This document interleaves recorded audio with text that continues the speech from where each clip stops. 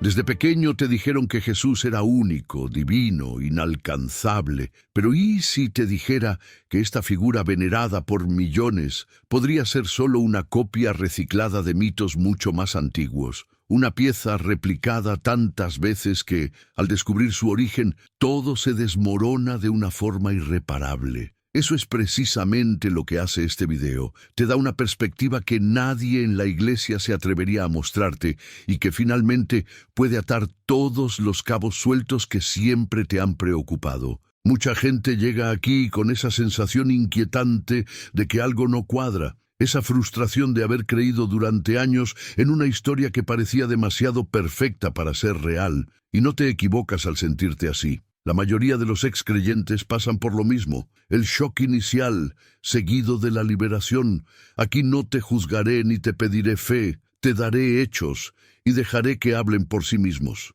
Y hay una razón por la que tanta gente, tras ver ciertas evidencias, nunca volverá a ver el cristianismo de la misma manera. Algo se ocultó, algo se moldeó, algo se copió. Y cuando veas el patrón, comprenderás por qué la narrativa religiosa es tan frágil al confrontarla con la historia real. Así que quédense conmigo hasta el final. La última evidencia que les voy a mostrar es tan incómoda para quienes aún creen que la mayoría de los líderes religiosos preferirían que nunca la escucharan. Desmantela la idea central de la originalidad del cristianismo y revela una ingeniería ideológica que no fue creada por inspiración divina, sino por estrategia humana. A continuación, vamos a empezar a desmontar, pieza por pieza, este mito reciclado que conocisteis como el Salvador. Antes de profundizar en la evidencia histórica, es importante comprender por qué este tema preocupa a tanta gente. La idea de que Jesús pudiera ser una adaptación de mitos antiguos no es nueva, pero siempre se ha suprimido sistemáticamente, porque admitirlo significaría admitir que el cristianismo nunca aportó nada original, simplemente incorporó elementos de historias preexistentes y lo presentó todo como una verdad eterna. Y esto amenaza el fundamento emocional de las religiones. La exclusividad. Lo que casi nadie te ha dicho es que al investigar el pasado encuentras patrones tan repetidos que la narrativa cristiana empieza a parecerse más a un producto de marketing que a una revelación milagrosa. No hablamos de simples coincidencias, hablamos de estructuras enteras copiadas de cultos más antiguos que ya narraban nacimientos virginales, salvadores sacrificiales, resurrecciones y mesías solares. Al analizar estos hechos, nos damos cuenta de que el cristianismo no surgió de la nada. Es el resultado de un esfuerzo político y social por unificar creencias divergentes, incorporando a su propia historia símbolos populares entre culturas vecinas. Y esto explica por qué tantas personas religiosas, al enfrentarse a esta evidencia, reaccionan con ira, porque revela que su fe nunca fue tan elegida, sino construida. Aquí es donde la manipulación empieza a hacerse evidente. Al comprender que estos elementos fueron importados, se comprende que la narrativa de la exclusividad es la verdadera ilusión. Y este punto plantea una pregunta que muchos evitan. Si la fundación fue copiada, ¿por qué la Iglesia invirtió tanto en defender la originalidad a cualquier precio?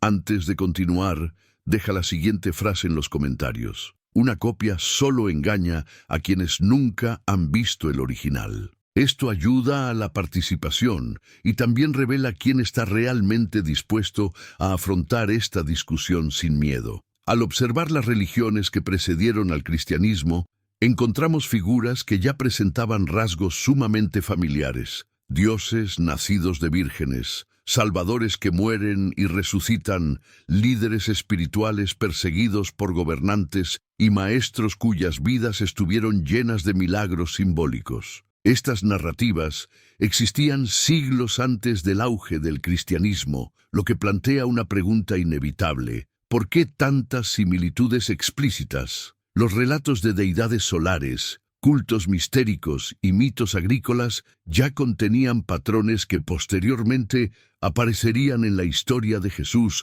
casi como un reflejo, solo que con nombres y detalles adaptados al contexto romano y judío. Esta repetición de elementos no es casual. Se utilizó para facilitar la aceptación de nuevas creencias por parte de pueblos ya acostumbrados a ciertas historias. Reinventar viejos mitos fue una estrategia eficaz para consolidar el poder espiritual. Cuando comprendes este mecanismo, te das cuenta de que la religión siempre ha sido moldeada para ser agradable, atractiva y emocionalmente cautivadora. Y esto explica por qué millones de personas han sido seducidas por algo que parecía tan divino, porque ya habían sido condicionadas por versiones previas de la misma narrativa. La resistencia a lo nuevo disminuye cuando se asemeja a lo que ya se conoce. Lo más revelador es que cuanto más se comparan estos mitos antiguos con el cristianismo,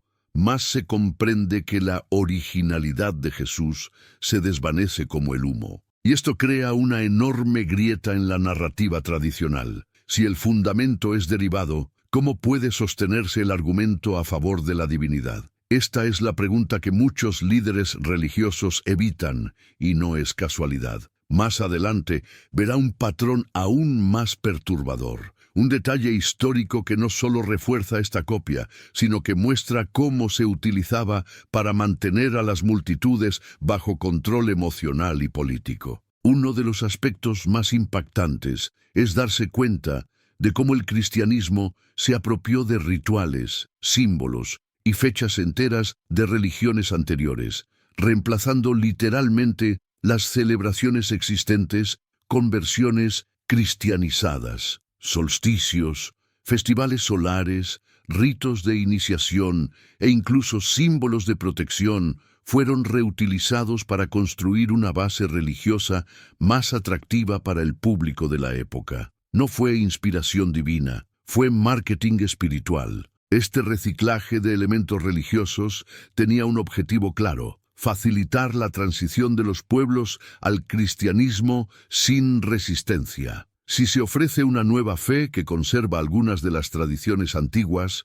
la conversión se produce sin conflicto. Así es como la narrativa cristiana absorbió los símbolos paganos y los transformó en pilares de la fe. La cruz, el pez, el halo, todos derivaban de culturas que existían mucho antes del cristianismo. Aunque la gente creía acceder a algo celestial, en realidad se adhería a un sistema cuidadosamente planificado, diseñado para parecer familiar. Y ahí es donde muchos antiguos creyentes se dan cuenta de que nunca tuvieron una revelación. Tuvieron una adaptación cultural que se presentó como una verdad absoluta. El sentimiento de traición no proviene de los hechos, sino del engaño prolongado. Al reconocer esta apropiación histórica, se hace evidente cómo el sistema religioso siempre ha buscado moldear las creencias para mantener su poder sobre poblaciones enteras. La manipulación no se limitó al discurso, sino también a la construcción simbólica en torno a la fe. Y comprender esto es el primer paso para recuperar la autonomía intelectual que tantas personas han perdido en nombre de la devoción. A continuación, prepárese para enfrentar la pieza central de esta ingeniería religiosa, el elemento más copiado, más reutilizado y más vendido como original dentro de la narrativa cristiana. De todos los aspectos de la narrativa cristiana, el nacimiento virginal es probablemente el más defendido como prueba de la divinidad de Jesús. Pero este mismo elemento aparece en mitologías que precedieron al cristianismo por siglos. Dioses, semidioses y figuras sagradas ya eran descritos como nacidos de mujeres puras, tocados por espíritus o semillas celestiales. Esta estructura simbólica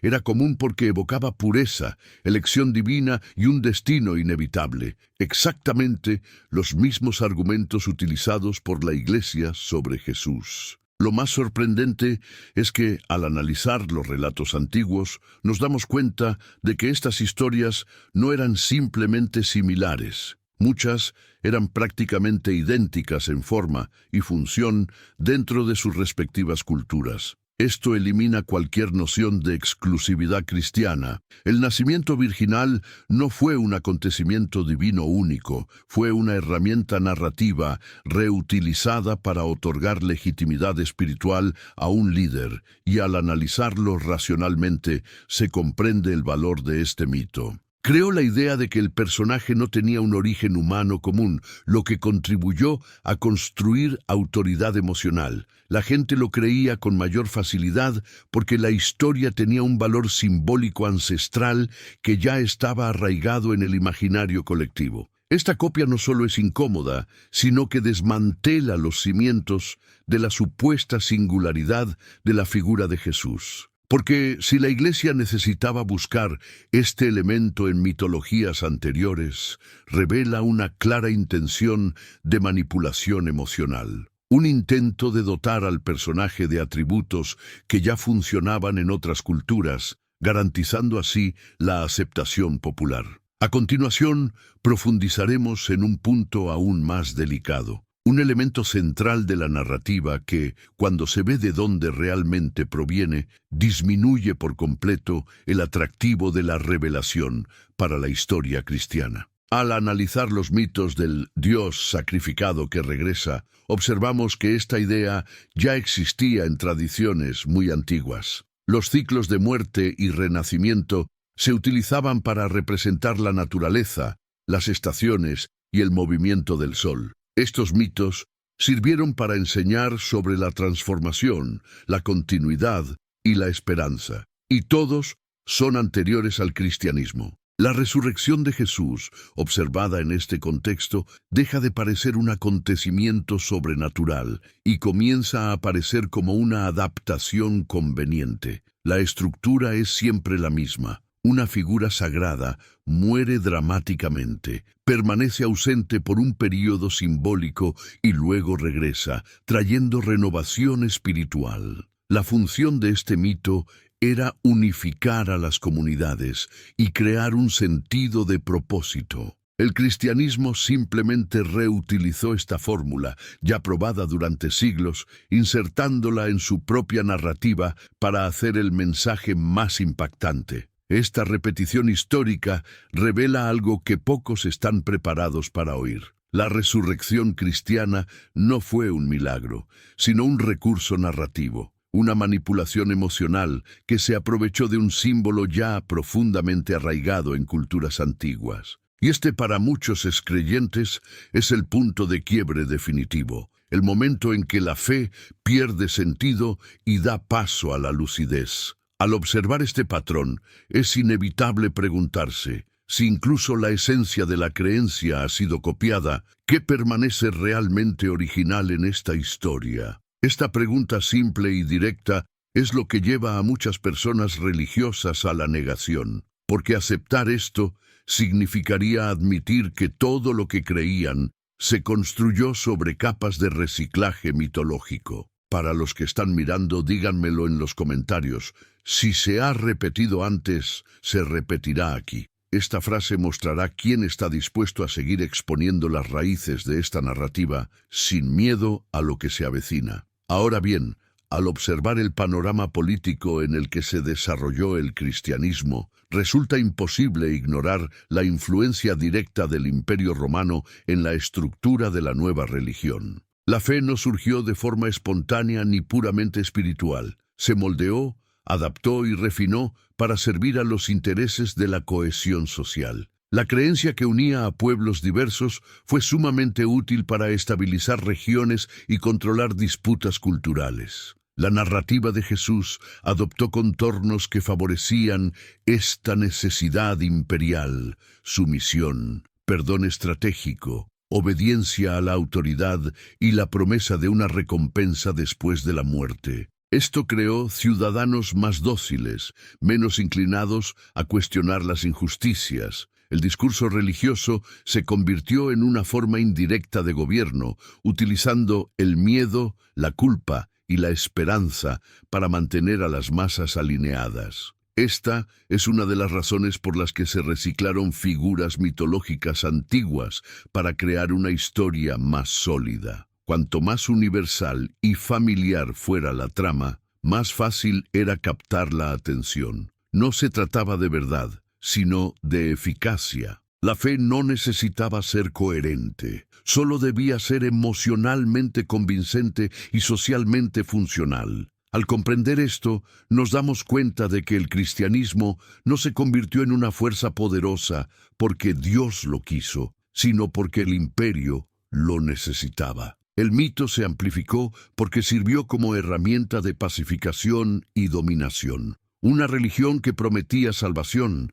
pero que, en la práctica, garantizaba estabilidad política y moral. Y esto plantea una pregunta que rara vez se discute. Si la fe surgió de la conveniencia política, ¿cuánto de ella realmente surgió de una convicción espiritual genuina? Al investigar manuscritos, tradiciones orales y textos apócrifos, nos damos cuenta de que existían numerosas versiones contradictorias sobre la vida y los mensajes de Jesús. No existía una narrativa única, pura y definitiva. Al contrario, existía un caos de historias, interpretaciones y disputas internas. Y este caos necesitaba ser organizado artificialmente para que la religión sobreviviera. El Jesús que conocemos hoy es el resultado de esta edición, no un fiel reflejo histórico. El proceso de selección de textos, lo que se incluía y lo que debía excluirse,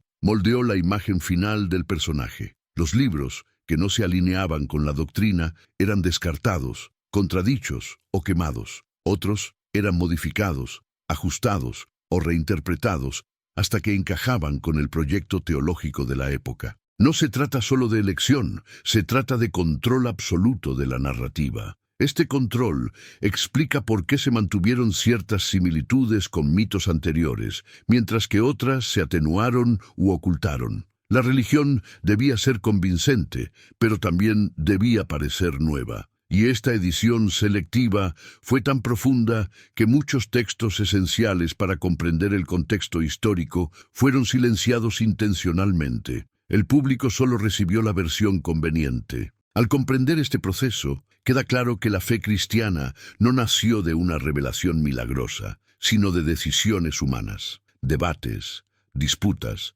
intereses, manipulaciones y decisiones políticas. Y esto destruye por completo la idea de que la Biblia es intocable o divina. Es un producto editorial, pero con enormes consecuencias emocionales e históricas. Más adelante, revelaremos evidencia tan incómoda que cuando surgieron los primeros estudios al respecto, la propia Iglesia intentó desacreditar a los investigadores, censurar los debates y reprimir cualquier mención pública. Esto afecta directamente la esencia de la creencia y pone en tela de juicio la propia existencia histórica de la figura. Al profundizar en el análisis histórico de la figura de Jesús, nos encontramos con un problema que pocas personas religiosas se atreven a afrontar: la ausencia total de registros contemporáneos. Ningún historiador, cronista ni documento oficial de la época menciona la existencia de un predicador que realizara milagros, atrajera multitudes y provocara tensiones políticas. Una figura que habría tenido tal impacto simplemente no aparece donde debería. Los registros que existen surgieron décadas después, escritos por personas que nunca lo vieron ni lo oyeron, y que estuvieron profundamente involucradas en la construcción de la nueva fe. Esto, en sí mismo, sería motivo de cautela, pero lo más grave es que muchos de estos relatos han sido modificados repetidamente a lo largo de los siglos. La historia fue escrita por devotos, y esto compromete cualquier pretensión de neutralidad. Esta falta de evidencia directa no es un detalle menor, es un abismo. Porque cuando alguien realmente existió e impactó a una sociedad, los registros aparecen. En el caso de Jesús, el silencio histórico es ensordecedor. Es como si el personaje se hubiera construido posteriormente, encajado en un contexto que no lo menciona, pero que necesitaba un héroe espiritual para cobrar fuerza. Esta brecha abre la puerta a la interpretación de que el Jesús histórico, si existió, era completamente diferente del Jesús narrado. El personaje que nos ha llegado está pulido, amplificado, dramatizado y moldeado para servir a una poderosa estructura religiosa. Y este contraste entre el silencio de las fuentes y el ruido de la fe expone una contradicción imposible de ignorar. Es precisamente cuando nos enfrentamos a este silencio que nos damos cuenta de cómo la religión se basa en versiones convenientes de la realidad y no en la realidad misma. Cuando los eruditos comenzaron a comparar los evangelios entre sí, se dieron cuenta de algo que cambiaría para siempre nuestra comprensión de la Biblia. Las contradicciones internas eran incompatibles con un texto divinamente inspirado. Los detalles cronológicos, los dichos atribuidos a Jesús, los acontecimientos clave e incluso los relatos de milagros difieren entre los textos. Si fueran testimonios fieles, sería imposible que existieran tantas versiones contradictorias de un mismo acontecimiento. Esta discrepancia revela que los autores de los evangelios tenían diferentes agendas, públicos e intereses distintos. Algunos enfatizaban el misticismo, otros la moralidad, y otros simplemente querían ajustar la historia para que tuviera sentido dentro de las expectativas mesiánicas de la época. Cada uno moldeó al Jesús que mejor se adaptaba a sus necesidades espirituales, políticas o culturales. Y al juntar todas estas piezas, uno se da cuenta de algo inquietante. La imagen de Jesús es un mosaico artificial, un rompecabezas armado con fragmentos incoherentes, ajustado y reorganizado hasta resultar convincente. Este montaje gráfico del personaje es tan evidente que muchos teólogos modernos ya admiten que los evangelios no son documentos históricos, sino construcciones literarias, y al admitir esto todo el castillo empieza a derrumbarse. La gran pregunta que queda es, si el texto fundacional de la fe está lleno de contradicciones, ¿cómo puede alguien defender su absoluta infalibilidad o su inspiración? Esta pregunta resuena como una incomodidad inevitable, una duda que infiltra y debilita cualquier argumento religioso, pues revela que incluso los cimientos de la creencia se construyeron sobre arena. Antes de pasar a la parte más incisiva de esta deconstrucción, dale a me gusta, suscríbete y activa las notificaciones. Así te asegurarás de no perderte la revelación que sigue, y es, sin exagerar, la más devastadora que jamás hayas escuchado sobre esta narrativa. Al profundizar en la formación de las primeras comunidades cristianas, nos damos cuenta de que distaban mucho de la armonía que la Iglesia suele representar. Existían constantes conflictos sobre quién era Jesús, qué enseñaba y cuál era su verdadera importancia. Algunos grupos lo veían como un maestro humano, otros como un espíritu celestial, otros como un símbolo filosófico, y solo más tarde surgió la idea de él como Dios encarnado. En otras palabras, la divinidad de Jesús no fue proclamada, sino votada. Estas disputas internas moldearon profundamente la narrativa final. Y, contrariamente a lo que se podría imaginar, no prevaleció el argumento más auténtico, sino el más conveniente para la estructura de poder que comenzaba a formarse. Las ideas que no contribuían a la consolidación de la autoridad fueron tachadas de herejía y eliminadas. Lo que quedó no fue la versión más fiel, sino la más útil. Este proceso revela hasta qué punto la fe cristiana es resultado de debates humanos y no de mandatos divinos. Cada detalle, cada dogma, cada verdad absoluta ha sido objeto de acaloradas disputas. Si realmente existiera una entidad superior que guiara todo esto, ¿por qué habría tanta contradicción, tanta lucha, tanta edición continua? La respuesta es tan simple como incómoda, porque todo esto ha sido obra humana desde el principio. Comprender esto desmantela el argumento central de la religión, que es su inmutabilidad o perfecta. La historia demuestra que ha sido maleable, cambiante y profundamente manipulada para servir intereses específicos. Allí nada es puro, nada es intacto, nada es sagrado en el sentido que los fieles imaginan. Y cuando uno se enfrenta a todo esto, empieza a entender por qué tanta gente, al estudiar la historia real, simplemente ya no puede sostener esa creencia, porque ésta se desmorona por sí sola cuando se expone a la luz de los hechos. Hay un punto extremadamente crítico que pocos se atreven a abordar: la influencia directa de las religiones mistéricas en el desarrollo del cristianismo. Estos cultos antiguos, como los de Mitra, Isis y Dioniso, ya contaban con rituales de iniciación, promesas de salvación, comunión simbólica con una figura divina y narraciones de sacrificios sagrados mucho antes de que existiera el cristianismo. Y, al comparar los elementos, percibimos similitudes innegables. Estos cultos ya utilizaban ceremonias que recordaban a la Cena del Señor, ya hablaban de renovación espiritual mediante el sacrificio de la deidad y ya estructuraban sus comunidades en torno a líderes espirituales carismáticos. Es evidente que las comunidades cristianas absorbieron estas prácticas, las adaptaron y las presentaron como una revelación única. La originalidad cristiana se disuelve al compararla con estas tradiciones más antiguas. Lo más inquietante es que en algunos casos los paralelismos son tan directos que la pregunta se hace inevitable: ¿dónde termina la inspiración y dónde empieza la imitación? La respuesta, sin embargo, no agrada a las personas religiosas, pues señala la realidad que intentan evitar. El cristianismo no inventó la estructura de la salvación,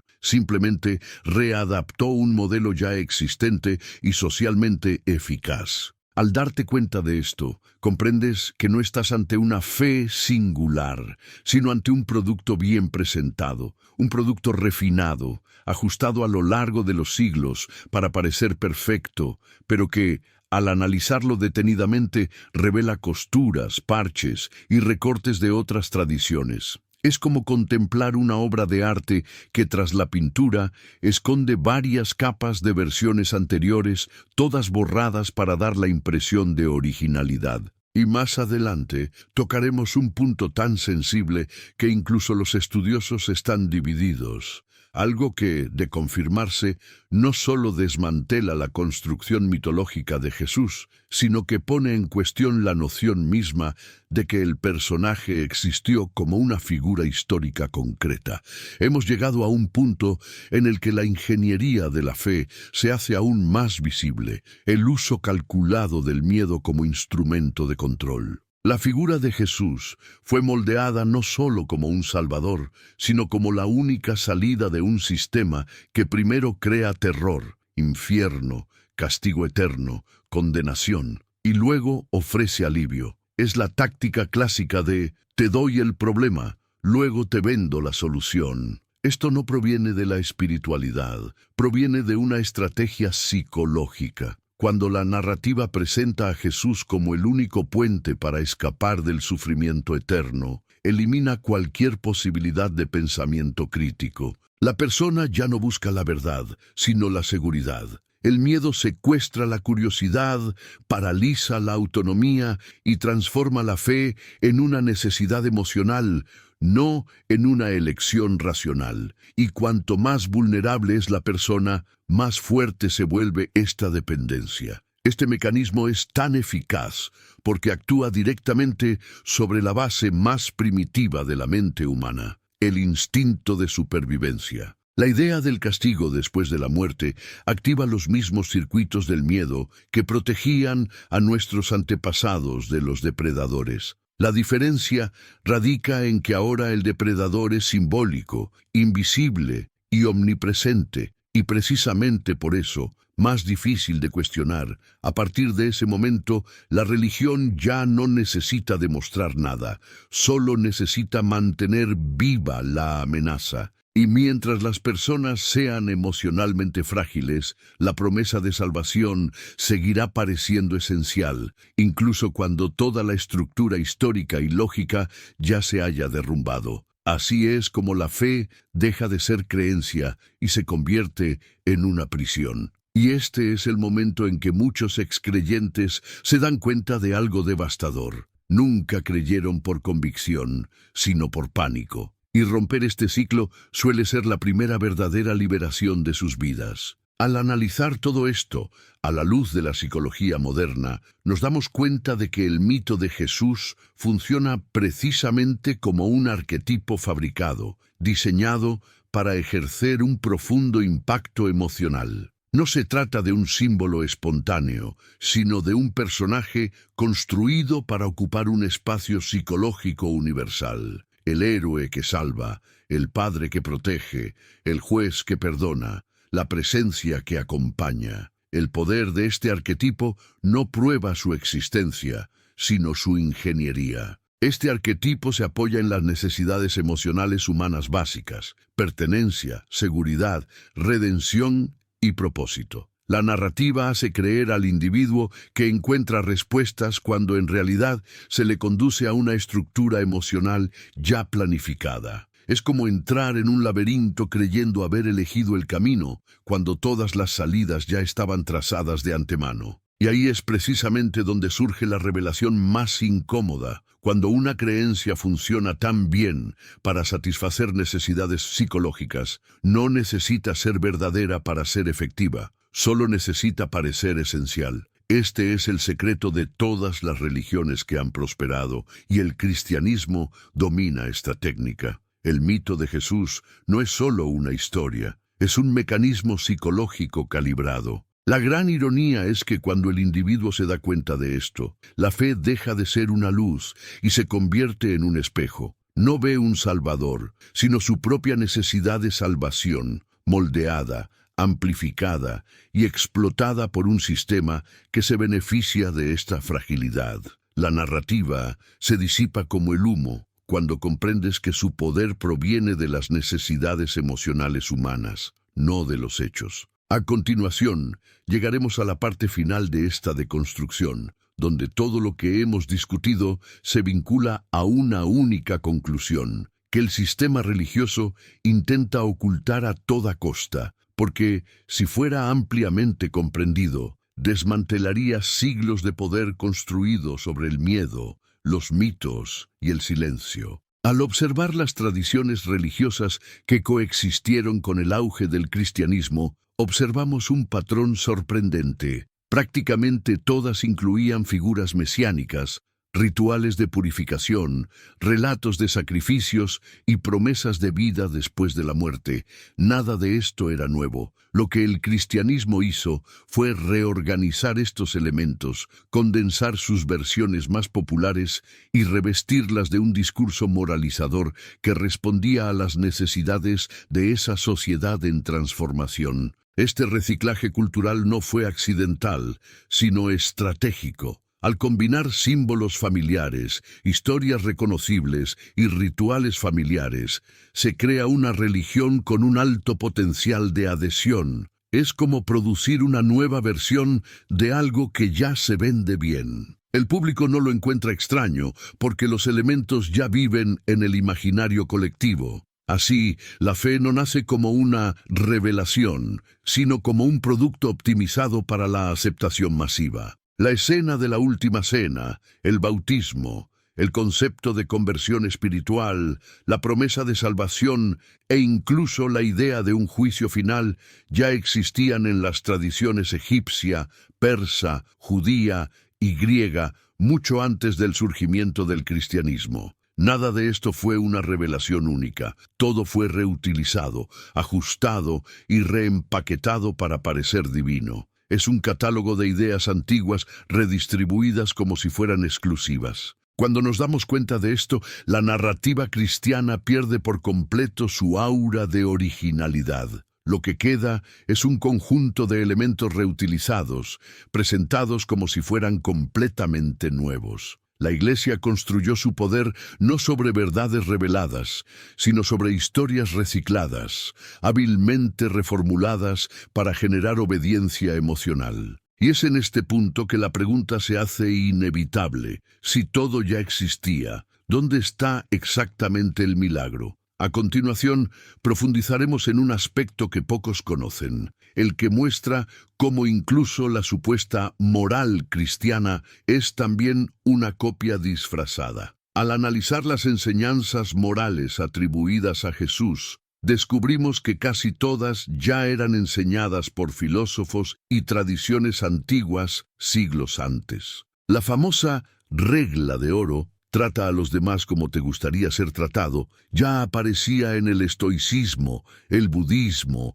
los textos confucianos e incluso en las tradiciones orales tribales. Estas ideas no tienen nada de revolucionario, simplemente fueron reorganizadas y atribuidas a un portavoz carismático.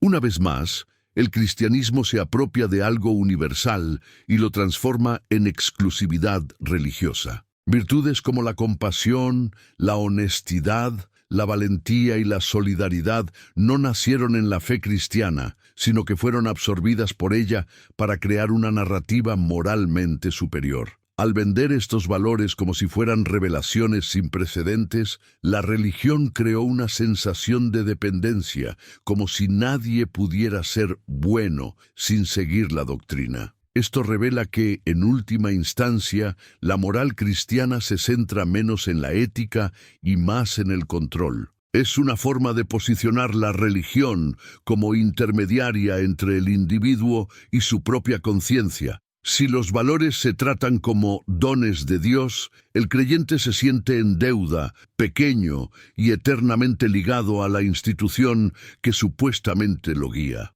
Es un mecanismo psicológico sutil, pero extremadamente eficiente. Lo más curioso es que, al estudiar a fondo estos antiguos sistemas morales, se descubre que muchos eran incluso más profundos y sofisticados que las enseñanzas bíblicas. Esto desmonta la idea de que el cristianismo propició una evolución ética significativa. En la práctica, simplemente consolidó ideas existentes y las promovió como si fueran algo extraordinario. Y aquí viene una revelación que casi nunca se menciona en los debates religiosos. Hay una parte específica de esta moral que ha sido tan distorsionada y reeditada por la Iglesia que, al ver su forma original, uno se da cuenta de que el cristianismo subvirtió el significado mismo del concepto para manipular el comportamiento. Más adelante, revelaremos en qué consiste este punto y por qué cambia por completo nuestra percepción de la bondad cristiana.